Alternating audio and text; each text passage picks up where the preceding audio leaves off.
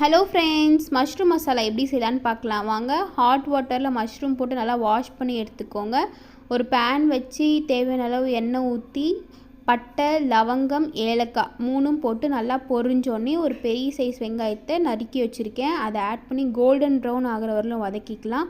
உப்பு போட்டு வதங்கினா சீக்கிரம் வெங்காயம் வதங்கிடும். காரத்துக்கு ஏற்ற மாதிரி பச்சை மிளகாய் போட்டு நல்லா வதக்கி விட்டுட்டு 1 டேபிள் ஸ்பூன் இஞ்சி பூண்டு பேஸ்ட் போட்டு நல்லா வதக்கிக்கலாம். ஒரு பெரிய சைஸ் தக்காளி அரைச்சி வச்சுருக்கேன். அரைச்சி வச்சுருக்க தக்காளியை ஆட் பண்ணி நல்லா மிக்ஸ் பண்ணி விட்டுறலாம். வெங்காயத்தோடு நல்லா மிக்ஸ் ஆகணும்.